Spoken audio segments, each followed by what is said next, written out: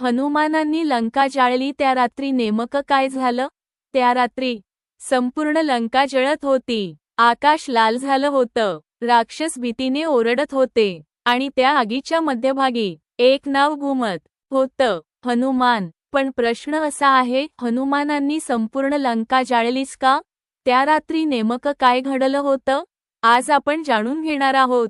रामायणातील सर्वात भयंकर रात्र. जय श्रीराम. सीतेचं अपहरण झाल्यानंतर प्रभू श्रीराम पूर्णपणे तुटले होते. ते जंगलात फिरत होते. प्रत्येक झाडाला विचारत होते, माझी सीता कुठे आहे? लक्ष्मण शांत होते, पण त्यांच्या मनातही आग होती. तेवढ्यात राम आणि लक्ष्मण ऋष्यमुख पर्वताजवळ पोहोचले.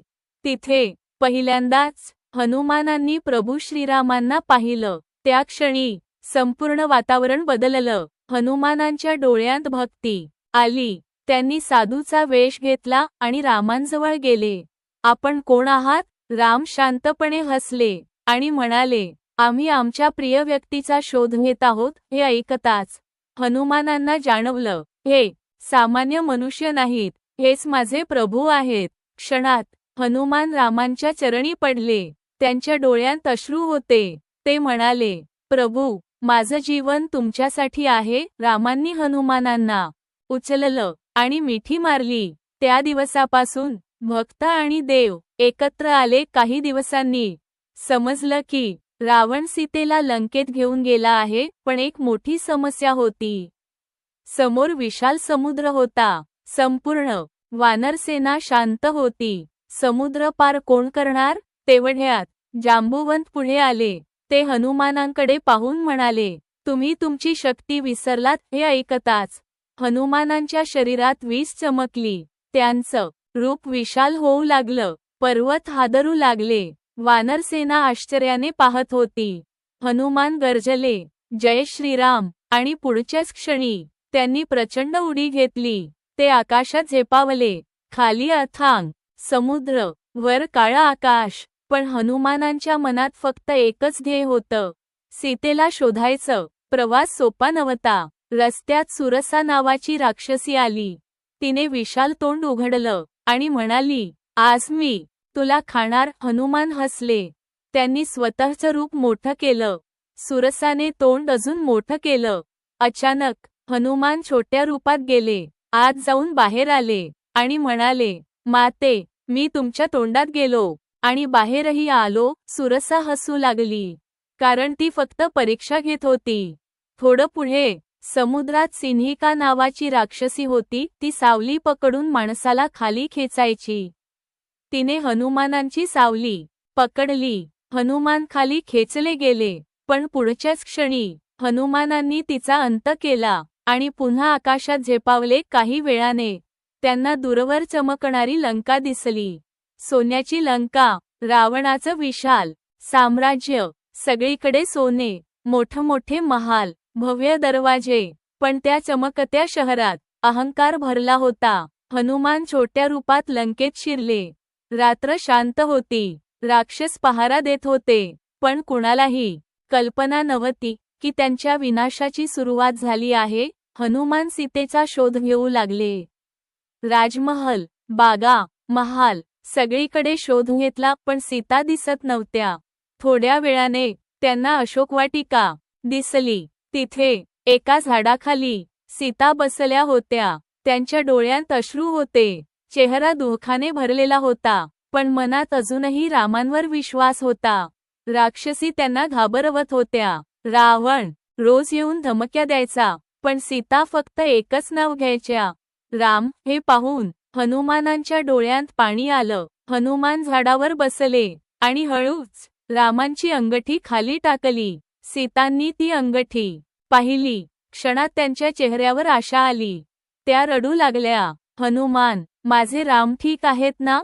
हनुमानांनी हात जोडले आणि म्हणाले, माता, प्रभू तुम्हाला घेण्यासाठी येत आहेत. हे ऐकून सीतेच्या डोळ्यांत आनंदाश्रू आले. पण पुढे जे झालं त्याने संपूर्ण लंका हादरली. हनुमान विचार करू लागले, रावणाला इशारा दिलाच पाहिजे. क्षणात त्यांनी विशाल रूप धारण केलं आणि अशोकवाटिकेचा नाश सुरू केला. मोठमोठी झाडं उखडली. राक्षसांना हवेत फेकलं. सगळीकडे भीती पसरली. रावण संतापला. त्याने हजारो सैनिक पाठवले, पण हनुमानांसमोर कुणी टिकू शकलं नाही. एकामागून एक सैनिक पडत होते. संपूर्ण लंका हादरत होती. शेवटी रावणाचा पुत्र अक्षय कुमार युद्धासाठी आला.